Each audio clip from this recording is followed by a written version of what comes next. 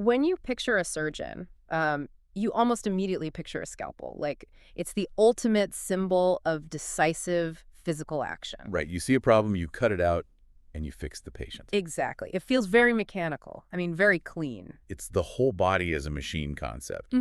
And, the surgeon is just the ultimate mechanic equipped to go in and swap out the broken parts. Yeah, which is a really satisfying narrative, but it leaves out a massive chunk of what actually keeps patients alive. Oh, absolutely.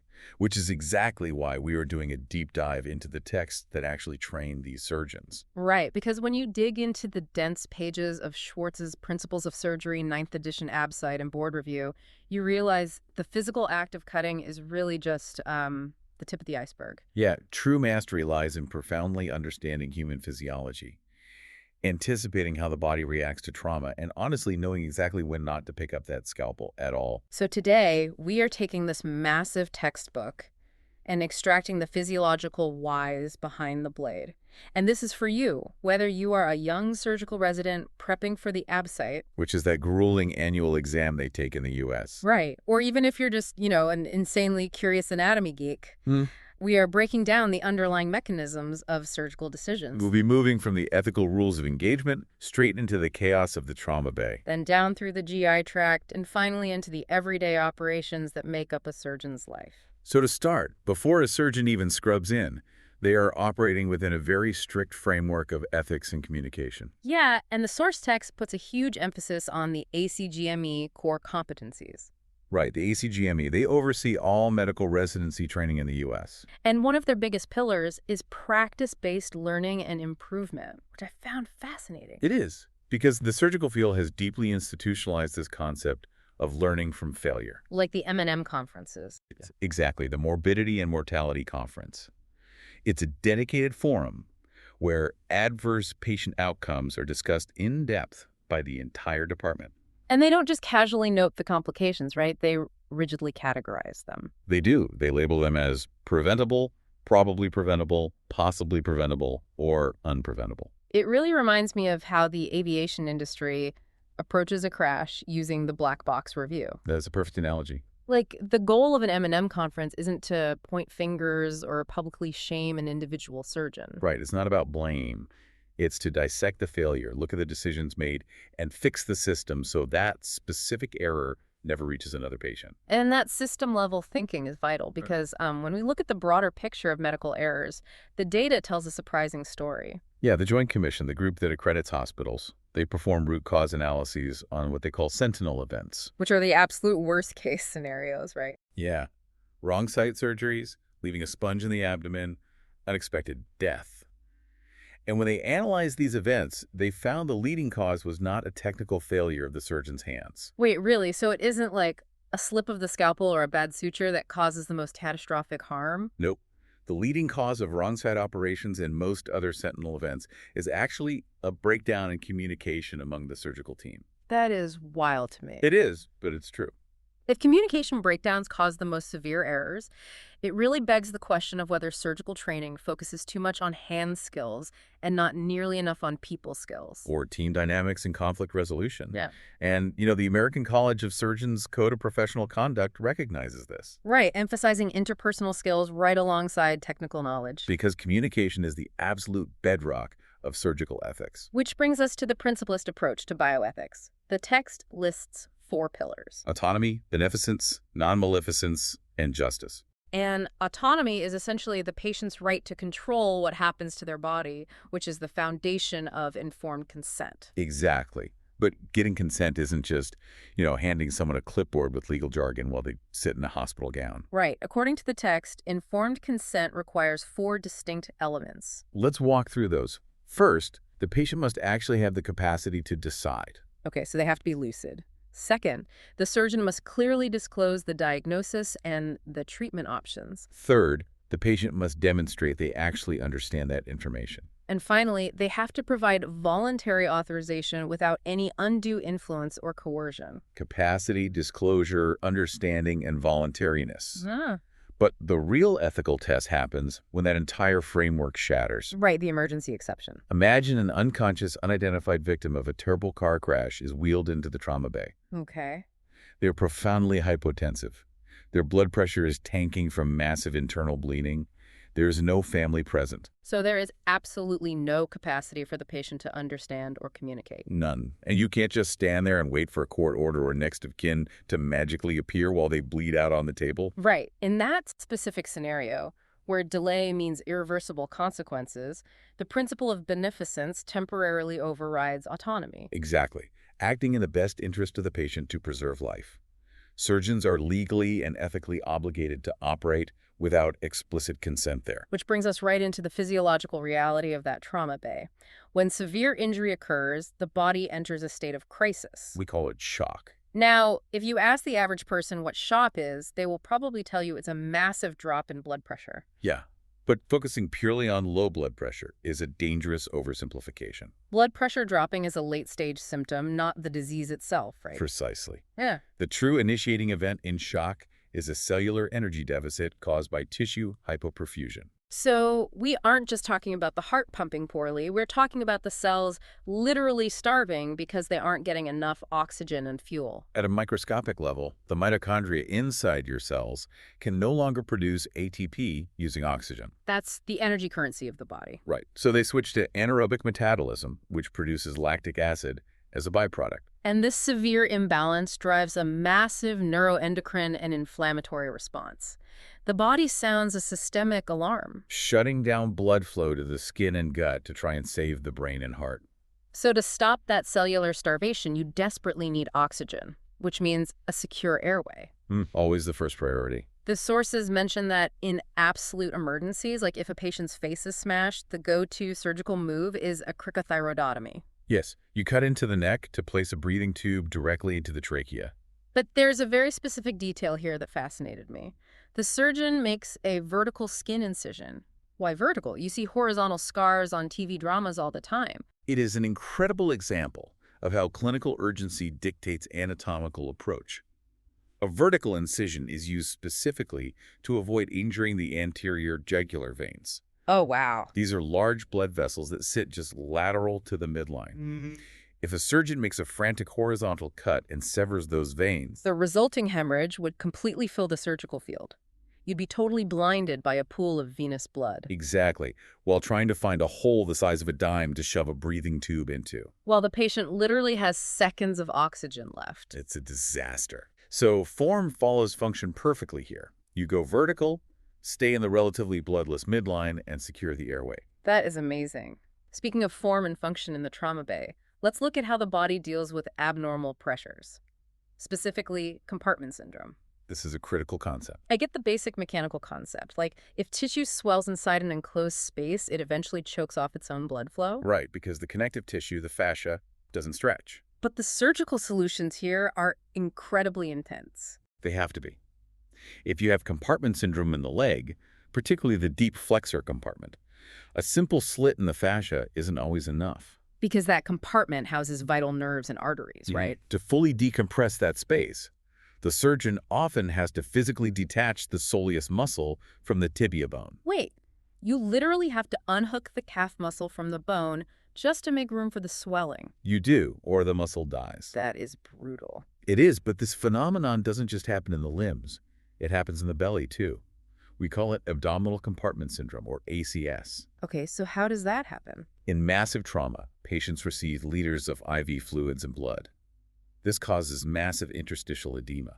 Fluid leaking out of the blood vessels and swelling the tissues of the gut. Yes, which raises the pressure inside the entire abdominal cavity.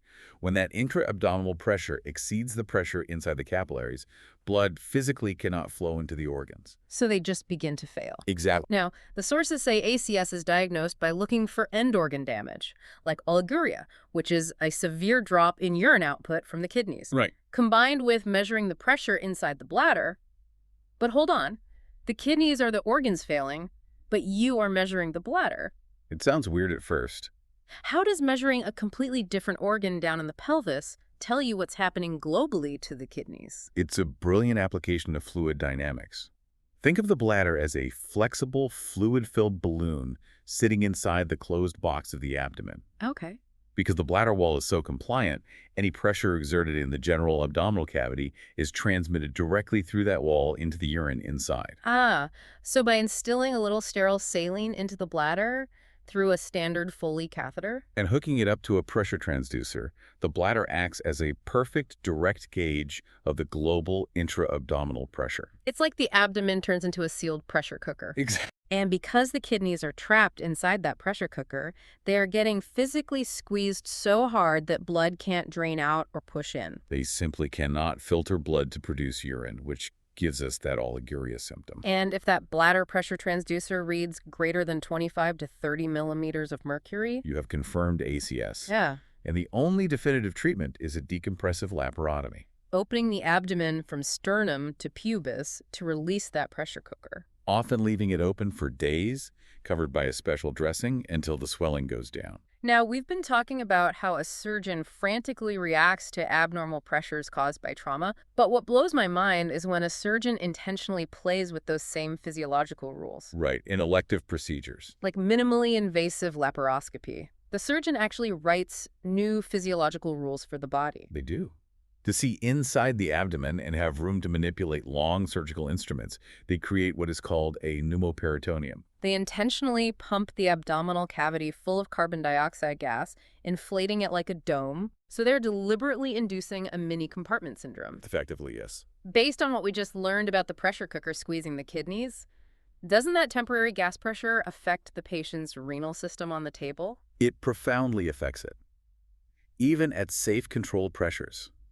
Pumping the abdomen full of gas decreases the glomerular filtration rate, or GFR, And drops urine output during the surgery. because the gas exerts direct mechanical pressure on the kidney tissue and the renal vein, reducing renal blood flow. And the body detects this lack of flow and responds, right? It releases hormones like plasmarenin and antidiuretic hormone, which tells the body to retain sodium and water. It's basically a controlled, temporary physiological stress test. But the moment the surgeon lets the gas out at the end of the case, the pressure drops, blood flow returns, and the kidneys flush out the system. But when we look at bariatric surgery, those weight loss procedures, those changes are permanent, You are completely rerouting the gastrointestinal plumbing. which introduces entirely new long-term complications.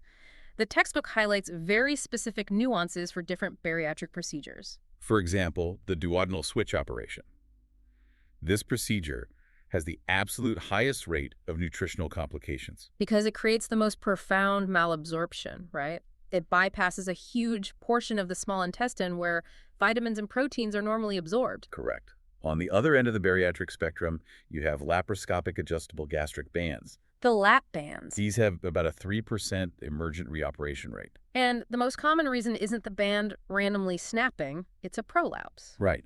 Postoperative vomiting creates severe reverse pressure, pushing the lower part of the stomach upward so it gets trapped within the tight ring of the band. So the patient suddenly can't swallow anything, not even their own saliva. But the most critical distinction in this section, and this is a massive takeaway for any medical professional listening, is the small bowel obstruction rule. The SDO rule. So how does this change the game for a general surgeon on call? Well, in the general population, up to 75% of small bowel obstructions are caused by intra-abdominal adhesions. Bands of scar tissue from previous surgeries that cause the bowel to kink. Exactly. For those patients, the obstruction is often partial.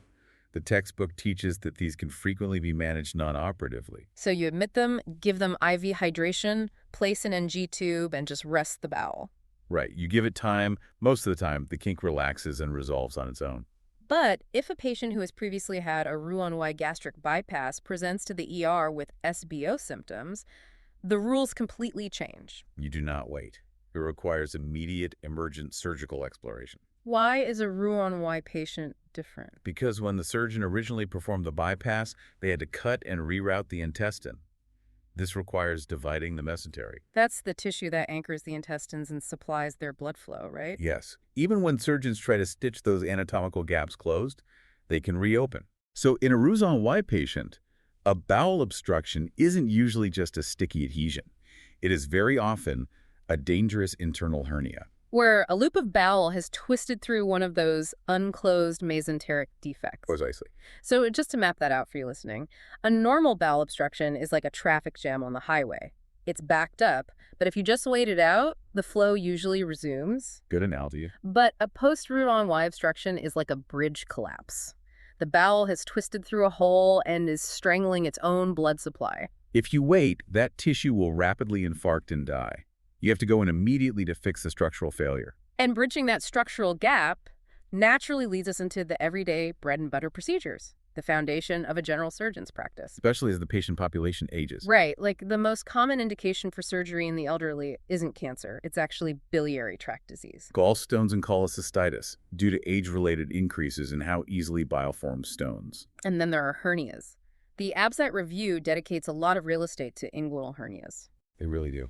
There are so many different named techniques for fixing a hernia. Why does a student need to know all of them? Is it just historical trivia? No, the surgeon actually has to mix and match these repairs based on the specific patient's anatomy. The groin is naturally complex. It's a natural weak point where structures, like the spermatic cord in men, pass through the abdominal wall. Right, a hernia is just a defect, a hole in that muscular and fascial wall. The text highlights 3 classic repairs. Starting with the shoulder repair. This is a purely tissue-based repair. The surgeon uses a continuous running suture to sew together 4 overlapping layers of the patient's own native tissue. Primarily the transversalis fascia. But if the patient got a hernia in the first place, their native tissue is already weak. You spotted the problem. Pulling weak tissue together under tension just seems like it would tear again. And that tension is exactly why tissue repairs have higher recurrence rates. Mm-hmm. Another classic approach is the McVeigh repair. Which involves... Right, a very thick, tough band of fibrous tissue on the pelvic bone. Pulling the tissue down to that specific ligament completely blocks off the femoral canal. Making it the perfect choice if a patient has a femoral hernia. Exactly. But to avoid the tension problem altogether, you need the modern standard. The Liechtenstein repair. The Liechtenstein is the tension-free approach. Instead of pulling the patient's weakened tissues together and hoping the stitches hold, the surgeon places a synthetic mesh over the defect. The mesh acts as a structural scaffold, and the body's scar tissue grows into it, creating a reinforced, tension-free wall. Moving from structural repairs to oncology, the text outlines some very firm rules about knowing when not to overtreat. This is crucial. Say you are doing an appendectomy, and you unexpectedly find a carcinoid tumor on the appendix. Okay. It's under 2 centimeters, say 1.5, and it's located right in the middle, the mid-appendix. The instinct might be to take out a massive section of the colon just to be safe. But that would be unnecessary and potentially harmful. Tumor biology dictates the extent of the surgery. So what's the rule? For a carcinoid tumor of that specific size, under 2 centimeters, and in that location, a simple appendectomy is the adequate and definitive treatment. Why does the size and location matter so much? Statistically, the risk of a carcinoid tumor spreading to the lymphatic system jumps significantly only once it hits that 2-centimeter mark. Okay, that makes sense for the size. What about location? If the tumor is at the very base of the appendix, where it joins the cecum, the large intestine, you cannot get clean surgical margins without taking part of the colon. But a small tumor in the middle. Take the appendix and you are done. A right hemicolectomy is not required. Finally, we have to talk about post-op care. Because the physiology doesn't stop reacting just because the patient is closed and the drapes are down. Never. The sources list 2 very high-yield complications that are heavily tested. First, after an open splenectomy, the most common early complication is left lower lobe atelectasis, which is a partial collapse of the lower part of the lung. Why does taking out an organ in the abdomen collapse a lung in the chest? It comes down to direct anatomical real estate. The spleen sits tucked high in the abdomen, directly underneath the left hemidiaphragm. So when a surgeon removes the spleen, the diaphragm gets physically manipulated and inflamed. Exactly. Post-operatively, it hurts the patient immensely to take a deep breath. So they take shallow, guarded breath. Because the diaphragm isn't dropping fully, the lower lobes of the left lung never fully expand, and the tiny air sacs collapse. Leading to atelectasis. Right. And the second classic complication is following a hemorrhoidectomy. The most common complication is urinary retention. This one is wild. It's a textbook example of shared nerve pathways causing systemic chaos. It really is. This severe pain and local inflammation from removing tissue in the anal canal cause reflex spasms of the pelvic floor muscles. And those muscles include the urinary sphincter. The patient literally cannot relax their pelvic floor enough to empty their bladder. Which brings us full circle right back to communication. How so? Did the surgical team communicate that specific urinary retention risk to the post-op nurses so they know to monitor the patient's urine output? Ah, right. It all It connects. really does. We started this journey looking at the foundational pillars of bioethics and the reality that a breakdown in human communication causes more catastrophic sentinel events than technical slips of the scalpel. We examined how shock is fundamentally a cellular energy crisis, not just a blood pressure reading. We looked at the absolute necessity of immediate surgical exploration for small bowel obstructions in post-Roux-en-Y patients. And we explored how pressure dynamics rule the body, from pneumoperitoneum and laparoscopy to compartment syndrome in the trauma bay. Which brings us to a challenge for you, our listener. Let's see if you can put these concepts together. Here's your review question. Oh. Imagine you are standing in the surgical intensive care unit. You have a trauma patient who presents with oliguria. Their kidneys have stopped making urine. The ventilator shows their peak airway pressures are skyrocketing. The resident orders a Foley catheter test, and the measured bladder pressure is 28 millimeters of mercury. What is happening to this patient, and why did we use the bladder to figure it out? Think back to the pressure cooker analogy. The diagnosis is abdominal compartment syndrome. The massive internal swelling has raised the intra-abdominal pressure above capillary pressure Squeezing the kidneys so hard they can't make urine. and pushing up on the diaphragm so hard the ventilator can't inflate the lungs. And we measured the bladder because, as a flexible, fluid-filled balloon, it acts as a perfect, direct transducer for that global abdominal pressure. The underlying mechanism perfectly dictates the clinical intervention. It really does. I want to leave you with a final thought to mull over. We started this deep dive talking about the scalpel as the ultimate symbol of surgery. Right. But as we saw in the Joint Commission's root cause analysis, the leading cause of the most catastrophic patient harm isn't a dull blade or a shaky hand. It's basic human communication. So if surgical tools are constantly evolving, moving from steel scalpels to laparoscopes to remote-controlled robotic arms, yet the root cause of sentinel events remains how a team talks to each other. It's a fascinating paradox. Will the future of surgical training rely just as much on mastering human psychology and team dynamics as it does on mastering anatomy? It makes you wonder if the most important life-saving instrument in the operating room isn't made of steel at all. Keep diving deep.